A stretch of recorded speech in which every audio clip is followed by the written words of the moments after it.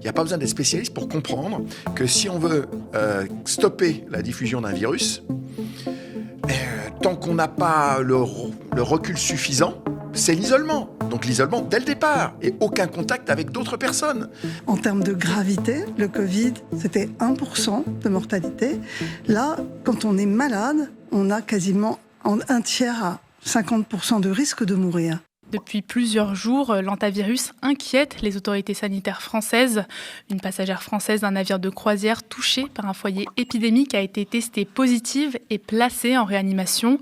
Plusieurs cas contacts sont désormais hospitalisés ou placés sous surveillance, tandis que le gouvernement assure vouloir briser la chaîne de transmission le plus vite possible. Mais cette nouvelle alerte sanitaire intervient dans un contexte bien particulier, celui d'un hôpital public toujours sous tension plusieurs années après le Covid. Pour en parler, je reçois le docteur Christophe Prudhomme, urgentiste, élu LFI au Conseil de Paris et Conseil régional d'Île-de-France. Bonsoir, docteur Christophe Prudhomme. Merci d'être avec nous ce soir sur ce plateau. Alors, avant de parler un peu de la réponse politique, j'aimerais d'abord qu'on comprenne bien de quoi on parle. L'hantavirus, qu'est-ce que c'est exactement? Comment ça se transmet? Et pourquoi est-ce que les autorités sanitaires le prennent autant au sérieux aujourd'hui? Parce que c'est un virus qui provient de l'animal, transmis à l'homme. Et on sait qu'on risque d'avoir la multiplication de ce type de transmission du fait de la destruction de la planète, tout simplement. Voilà, donc c'est un virus... celui-ci qui donne des pathologies, enfin des maladies pulmonaires, des pneumonies graves avec une forte mortalité. La différence par rapport au Covid-19, c'est qu'on connaît ce virus, que sa transmission est plus faible que celle du Covid-19. Par contre, il provoque une mortalité assez importante. Et donc, c'est la raison pour laquelle il faut casser immédiatement la transmission de ce virus. Ce qu'on peut regretter, c'est la cacophonie qui règne aujourd'hui. C'est-à-dire que on n'a pas fait le retour d'expérience par rapport à la crise du Covid-19. Pour une raison très simple, c'est qu'il y a un repli nationaliste et qu'on n'a pas donné les moyens à l'Organisation mondiale de la santé de pouvoir gérer ce type de crise et qu'il y ait des réponses coordonnées et identiques d'un pays à l'autre. Voilà, on est dans une situation, on entend, alors aux États-Unis, on traite de telle manière, aux Pays-Bas de l'autre. Voilà. Et puis, vous savez, pour qu'il y ait la confiance de la population, ce serait bien que ce soit le ministre de la Santé qui traite le dossier et pas le Premier ministre, quoi. Voilà. On va un peu parler de ça, notamment l'interview hier de la ministre de la Santé. J'aimerais vous demander, avant votre avis, il y a beaucoup de gens qui se demandent tout de même pourquoi avoir rapatrié si vite les passagers du bateau de croisière. Est-ce que c'était la bonne chose à faire selon vous? Je vous dis, il y a un problème. Le problème, c'est que quand il y a un risque d'épidémie mondiale, les virus ne connaissent pas de frontières. Il faut qu'il y ait un seul acteur, un seul décisionnaire. Et le bon décisionnaire, ça doit être l'Organisation mondiale de la santé. Là, on a vu que ça a été n'importe quoi. On a commencé à débarquer des gens, alors j'ai vu en Afrique du Sud, à l'île Sainte-Hélène, sans aucun contrôle. Et on a vu que les conséquences, parce que des gens ont été mis dans les avions sans... qu'il y ait une stratégie claire, donc des gens ont été contaminés dans l'avion, donc on a un certain nombre de cas contacts qu'on doit prendre en charge aujourd'hui, parce que dès le départ, il y a un risque d'épidémie, il doit y avoir une réaction unique, et un seul gestionnaire au-dessus des États, parce qu'on voit bien, ça se produit en Argentine, et vu la politique de Milei en Argentine, qui a détruit les services publics, l'Argentine seule n'est pas en capacité de gérer ce problème.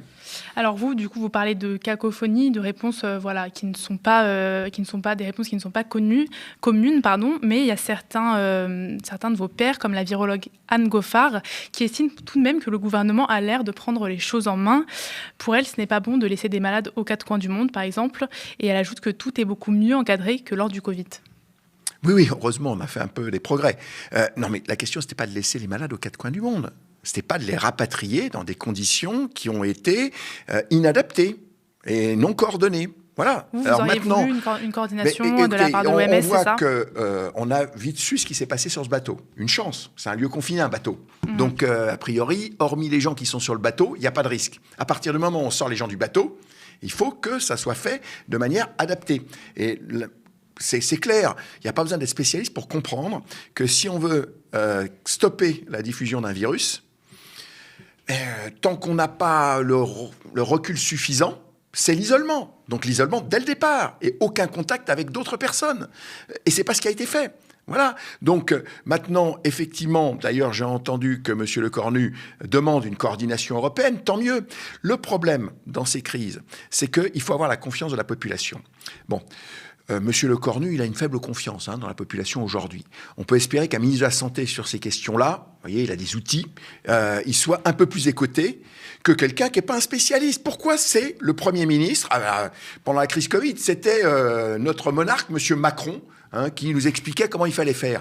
Non, ça doit être l'Organisation mondiale de la santé qui coordonne les ministres de la santé des différents pays et qui ait une stratégie commune, mondiale, et qui soit appliquée. Et ceux qui ne veulent pas l'appliquer, comme les États-Unis, eh bien on ferme les frontières. Et il n'y a plus aucun Américain qui rentre en France pendant 42 jours. Voilà. Alors justement, en parlant de la ministre de la Santé, elle était sur France 2 hier, lors du 20h de France 2, pour répondre à plusieurs questions.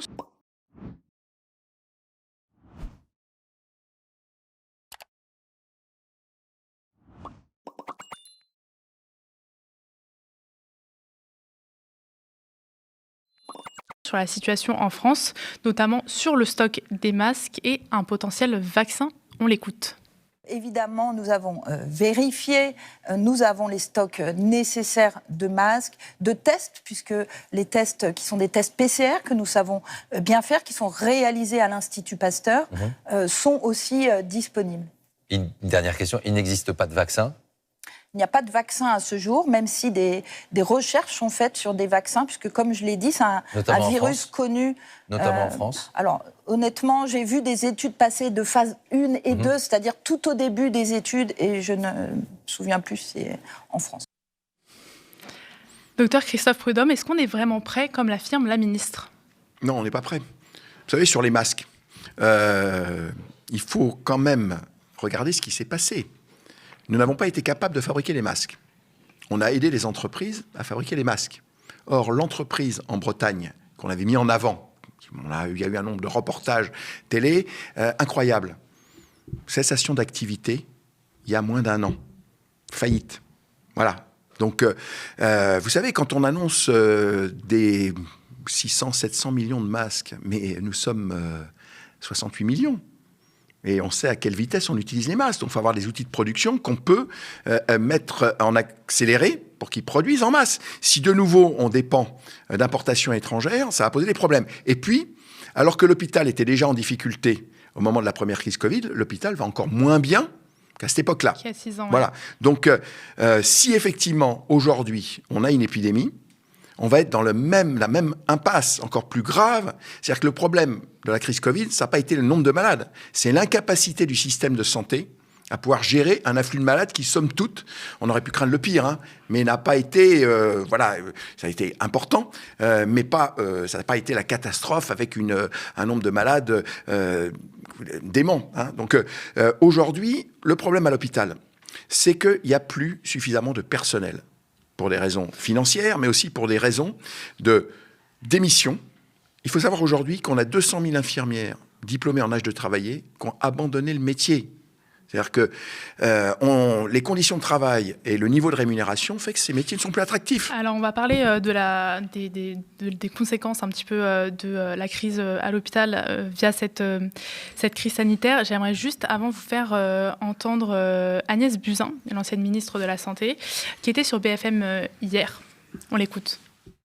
Certes, c'est un virus qui semble nettement moins contagieux que le Covid, heureusement, mais qu'on ne connaît pas tout, notamment de savoir s'il peut y avoir des gens contagieux qui ne sont pas avec des symptômes, mais surtout la létalité, c'est-à-dire la mortalité quand on attrape ce virus, n'a rien à voir avec celle du Covid.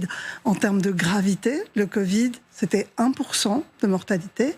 Là, quand on est malade, on a quasiment un tiers à 50% de risque de mourir. Quelle est votre réaction par rapport à ces déclarations ? Est-ce qu'on est face à un risque sanitaire sérieux ou est-ce qu'il faut éviter de rejouer un peu les paniques du Covid ? Il faut toujours craindre le pire. Voilà. Par contre, vous voyez, de la part des politiques, ce qui n'a pas été fait pendant la crise Covid, il faut reconnaître qu'on a pu se tromper sur ce qu'on a dit la veille. Ce qui n'a pas été fait pendant la crise Covid. Voilà, faut pas être affirmatif.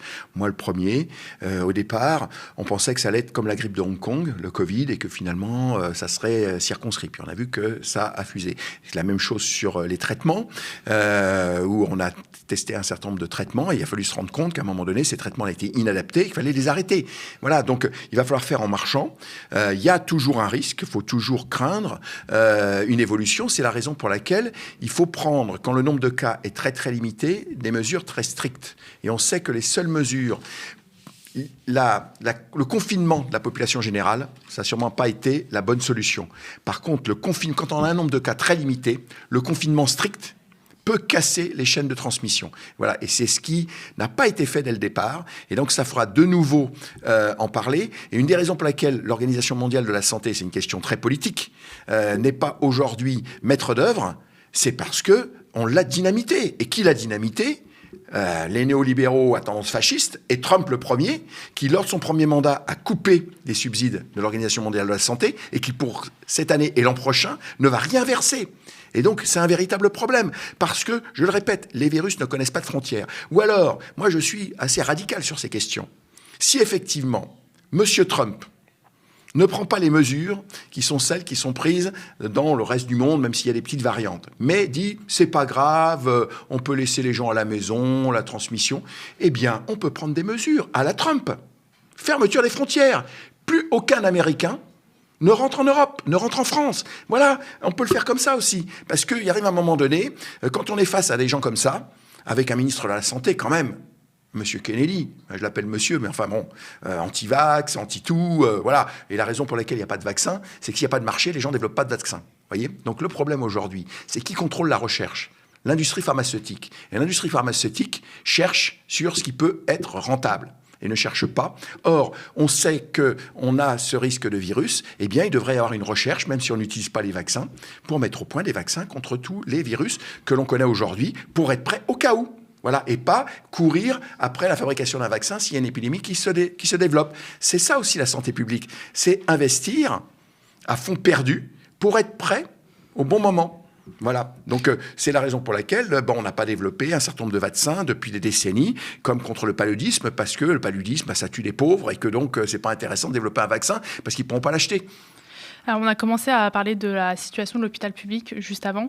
Pendant le Covid, Emmanuel Macron avait promis de tirer les leçons de la pandémie, notamment en arrêtant les fermetures de lits. 6 ans plus tard, est-ce qu'on a vraiment changé de politique de santé ? Non, le bilan de M. Macron, c'est plusieurs dizaines de milliers de lits fermés. Voilà. C'est une réduction drastique. Quand bien même, il avait dit... Mais c'est un menteur. Voilà, c'est un menteur, ça suffit. Voilà, c'est dehors, Macron, là. On n'en veut plus. Il va rester encore 1 an, mais c'est une catastrophe, la politique qui est menée. Il détruit les services publics. Il détruit les services publics. Le service public qui est essentiel, quel service public hospitalier. Il faut savoir que nous n'avons pas plus de lits de réanimation, alors qu'on en a manqué, qu'en 2020. On les a légèrement augmentés, mais comme on n'a pas assez de personnel pour ouvrir en permanence les lits, eh bien, on n'a pas plus de lits de réanimation. Or, c'est quand même un problème, parce que la population vieillit, on est de plus en plus actif en termes de réanimation, et on est toujours sur la corde raide en période normale. On est en permanence sur la corde raide, sur les lits de réanimation. Donc imaginez, là, si on avait quelques centaines, vous voyez, c'est pas énorme, quelques centaines de patients à hospitaliser en réanimation, on est en situation de crise. Parce que faire fonctionner l'hôpital à flux tendu, dans la logique productiviste des gens qui nous dirigent et qui expliquent que l'hôpital doit fonctionner comme une entreprise et doit être plein à 100% en permanence, non. Un hôpital, pour bien fonctionner, il ne faut pas dépasser 80% de taux d'occupation des lits, parce que d'un jour à l'autre, d'une semaine à l'autre, il y a des variations d'activité qu'on ne prévoit pas. Or, aujourd'hui, on nous oblige à faire fonctionner l'hôpital en ayant les lits pleins à 100%. Et puis surtout, on ferme des hôpitaux, on concentre les lits dans les métropoles. Et donc, on a besoin d'un maillage hospitalier qu'il faut conserver, parce que plus on a d'établissements, plus ça permet d'hospitaliser les gens et pas de les regrouper au même endroit. Or, quand on les regroupe au même endroit, les risques de transmission augmentent, quels que soient les moyens qu'on met en œuvre avec des chambres spéciales, etc. Mais les chambres spéciales, on ne les construit pas du jour au lendemain. Vous savez, on a parlé de chambres à pression négative, pour qu'il y ait, que l'air qui est à l'intérieur de la chambre ne sorte pas, avec éventuellement des virus, sauf qu'on en a très très peu. J'ai une dernière question pour vous, docteur Christophe Prudhomme.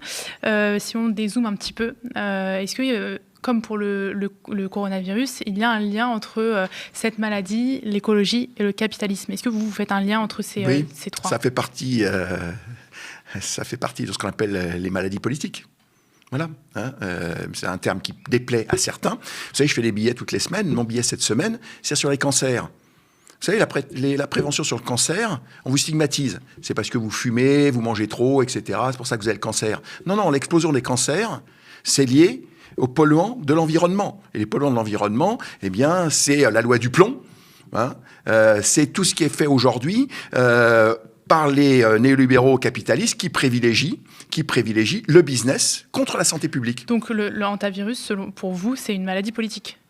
Ça fait partie des maladies politiques parce qu'on sait que la transmission des virus de l'animal à l'homme est liée au fait qu'on ne respecte pas la nature.